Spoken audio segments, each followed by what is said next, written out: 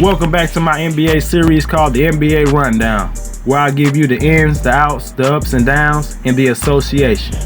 In the second episode, I'll discuss two teams in the Western Conference playing better than anticipated and go over the biggest needs of the NBA championship contenders. Let's get it! And if you would like for me to do more NBA Rundown episodes, be sure to hit the like button, subscribe to my channel, and hit the bell icon to be notified when I put out new videos.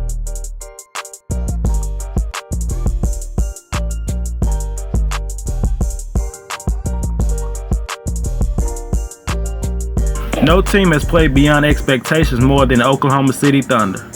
Most experts and even I thought this team was an easy pick to be one of the worst teams in the league as they traded their two stars last offseason. They have good players, but no one knew how long certain players were going to stay with the team. Tanking seemed like it was inevitable for the OKC Thunder.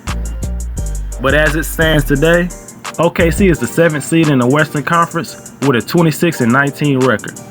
How crazy is it that this team is one of, if not the most clutch team in the league? Regardless of circumstances, this team refuses to quit. They have made many comebacks this season, and their efficiency in the clutch is second to none. Chris Paul has the most clutch points in the NBA right now, the same guy that most thought was washed up and was holding James Harden back. OKC has 4 scorers that could be the primary scorer on any different night, which makes them so dangerous to defend.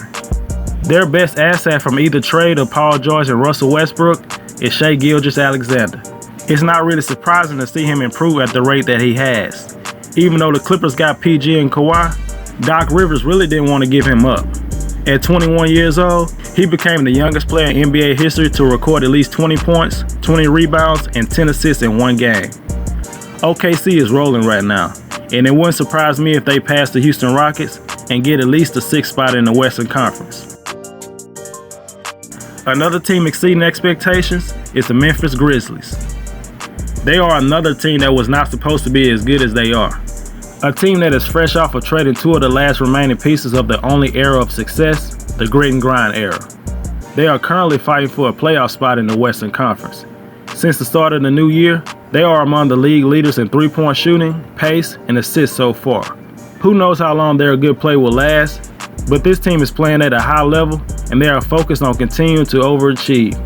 Their roster is structured with some wily veterans like Jay Crowder and Jonas Valanciunas, and a few young guys like Ja Morant, Jaren Jackson Jr., and Brandon Clark. A well-balanced team led by a first-year head coach, Taylor Jenkins. Ja Morant is the straw that stirs the drink for this team. The leading Rookie of the Year candidate has made a name for himself already. He's not just a rookie putting up good numbers, he is making a positive impact. The Grizzlies are nearly 4 points per 100 possessions better when he's on the court than when he's off the court.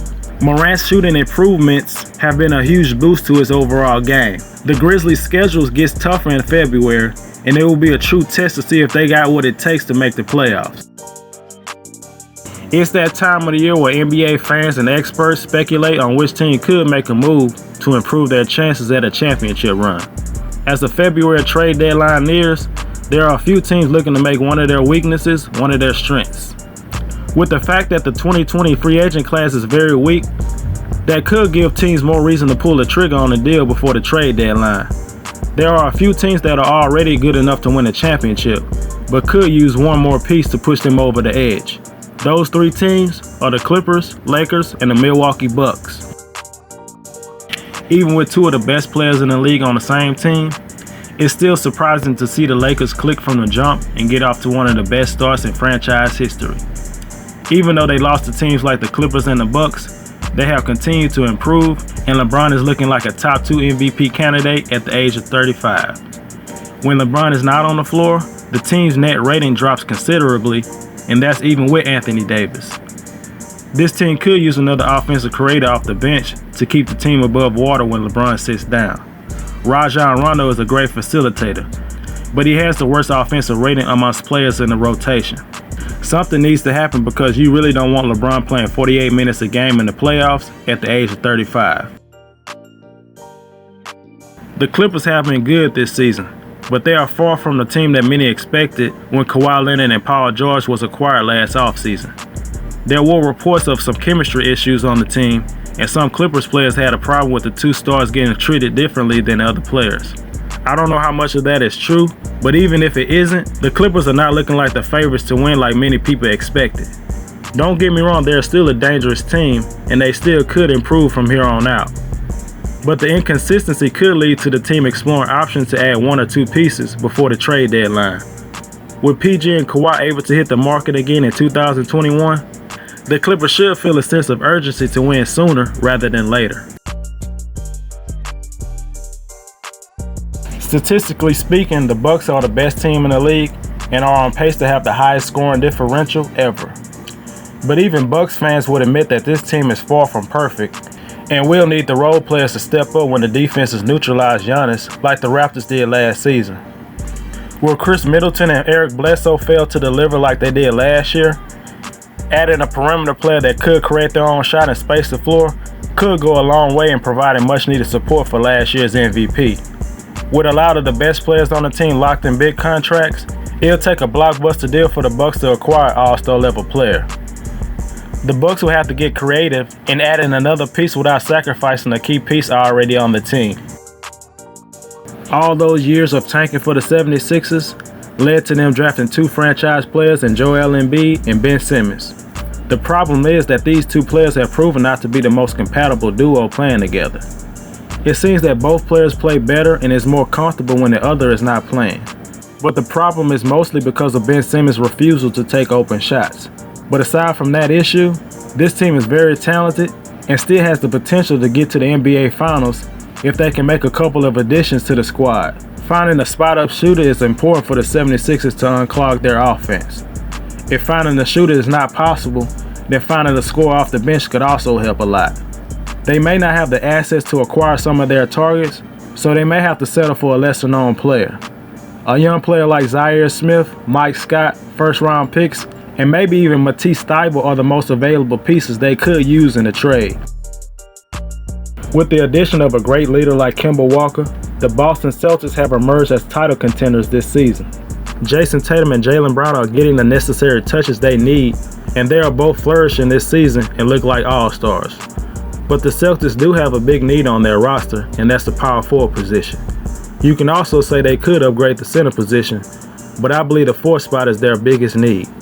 Tatum, Brown, and Gordon Hayward will not be able to guard players like Giannis, Siakam, and Anthony Davis in the playoffs.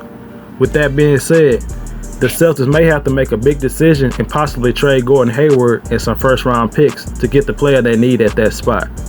If the Celtics really believe they have a shot to win a championship, there's no reason to be conservative. Make the move you need to make to put yourself in a better position. Even though most people would say the Denver Nuggets have somewhat underachieved, they are still 30-13. And it seems that Nikola Jokic has finally gotten in shape and is playing up to his capabilities.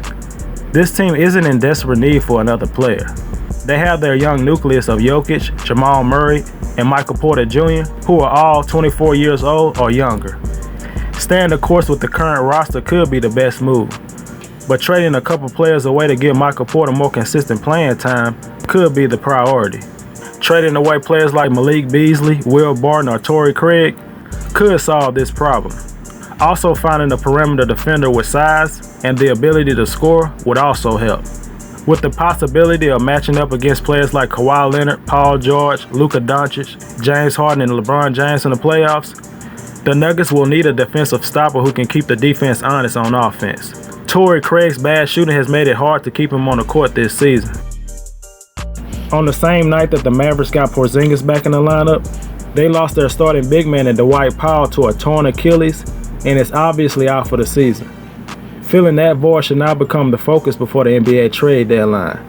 Dallas was already in the market for a big man in the middle and has been linked to a player like Andre Drummond.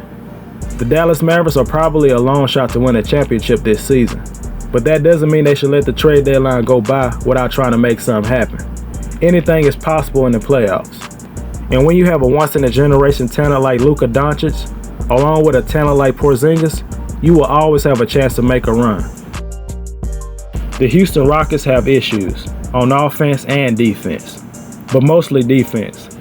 Their 17th ranked defense isn't good enough to win a championship. Ever since Trevor Ariza has left the team 2 years ago, The Rockets have not been the same defensive team, and they have not been able to replace them. The problem is they really don't have an avenue to acquire a high-level 3-and-D player like a Robert Covington type. Unless the Rockets are willing to trade Clint Capella or PJ Tucker, they don't have a major salary player to move. And trading Capella or Tucker will be the Rockets cutting their nose off to spite their face. It's hard to imagine a scenario where the Rockets are able to acquire that much-needed 3-and-D player with size before the NBA trade deadline. The Miami Heat has been one of the most surprising teams in the NBA. I thought they would improve a lot this season, but I never thought they had a chance to be a second seed in the Eastern Conference. But even if they end up finishing at the second spot, I don't believe they have the roster to seriously compete for a championship this season. Players like Kendrick Nunn, Tyler Hero, Duncan Robinson, and especially Bam Adebayo have been amazing and have improved better than anyone could have expected. But they need a second start for them to legitimately compete for a championship this season. This team is not desperate to make a move this year. They have already overachieved, and if they end up making the second round and losing, that will be a good season for the Miami Heat. But if they want to truly compete for a championship, another move needs to be made.